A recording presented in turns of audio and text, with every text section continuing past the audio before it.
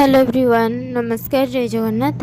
आज मैं सहित डोसा और चटनी रेसिपी दुईटी जाक रेसिपी शेयर करी। चटनी मुझे पियाज टमाटो अदा रसुण 2-3 कला लंका कंचा लंका एतिकी नहीं बुट डाली और बिरी डाली।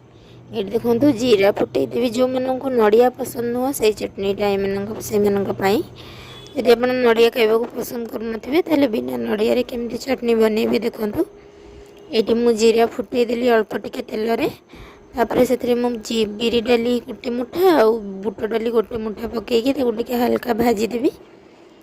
टे कलर चेंज हो गले गोटे भल बास्ना आसिले से आम आड करवा से जो रखी काटिकी पियाज ये मो भृषंग पत्र माने बाटापी आड कर देती जहाद्वारा कि भल से फ्लेवर आसो चटनी रे।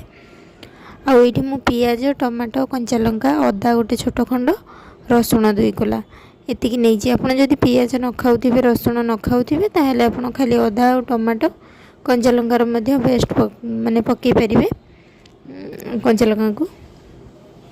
एबे ताकू आमे भल से भाजीबा जे पर्यंत हमर टमाटो और पियाज टिके सॉफ्ट न होईची।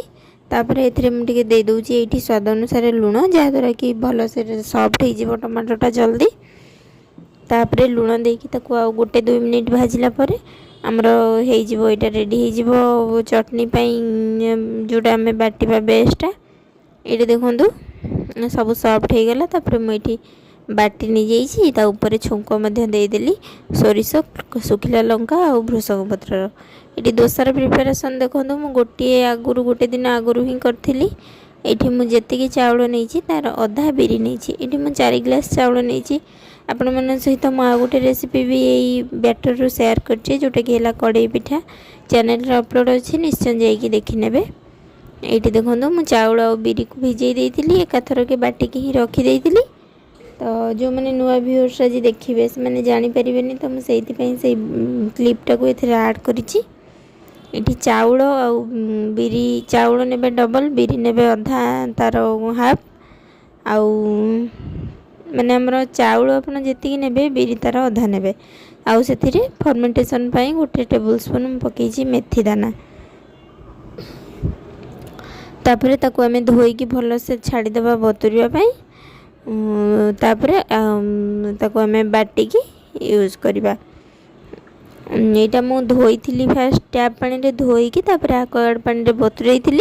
जदि आप जल्दी जल्दी अच्छी ताहले आपनकर फर्मेंटेशन होगापाई कम समय अच्छी तो आपड़ एमती बतुरईकी तो पानी की यूज करेंगे बाटिला बेले तो जल्दी आनटा फर्मेंट हो।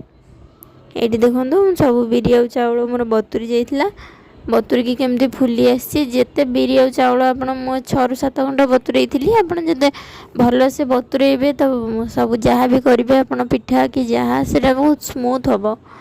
तो ये देखो सबको आम गोटे भल थिक बैटर बनई नेले।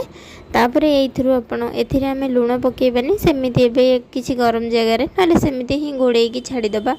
यहाँ मो ग्राइंडर जार धोईकी टिके पानी देदेली तापर आपको घोड़े छाड़ीदबा। घोड़े आप जोटा से पूरा माने बंद हो नमती किसी फांका थी सेमती ही घोड़े आप जालीदार किसी थी सीटा ही घोड़े ना स्मेल हम आनाटा।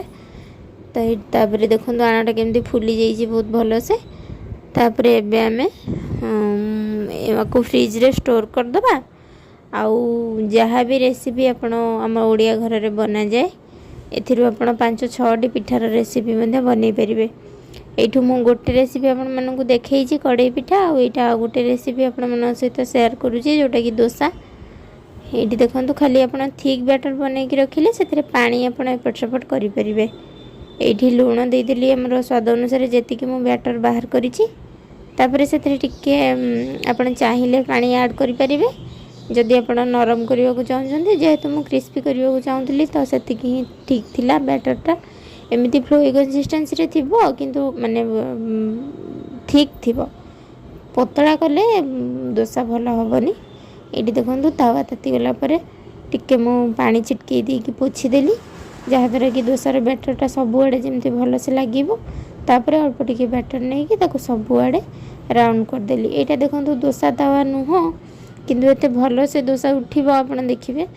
बिना दोसा तावारे भी जदि आपणकर भाग माप सब ठीक थी परफेक्ट कलर और परफेक्ट क्रिस्पीनेस आसो। ये देखो ऊपर पूरा सब सुखीगला आण देखो एमती केमती गोल्डन कलर आसी ऊपर जोटा पतला थिला सीटा एमती ऊपर देखा जाउची। तापर आम उठे दबा बिल्कुल भी चिपकबनी। आपन जदि टिके हल्का तेल ग्रीस करके तापर पानी मारी पोछी देकी तापर करेंगे बिल्कुल भी तावारे चिपकबनी। और केते सुंदर क्रिस्पी डोसा मु आपन मानकु देखेबी जे केते क्रिस्पी बनी छिला।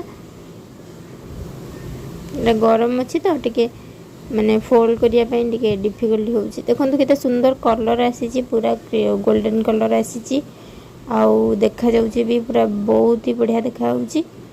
मु इठी दुईटी आपन मानकु करके देखौची। रेसिपी केमिति लगिला निश्चय कमेंट रे जणैबे। केते क्रिस्पी हेची देखौची मु ए वीडियो देखंतु पूरा चूना हे जाउची डोसाटा।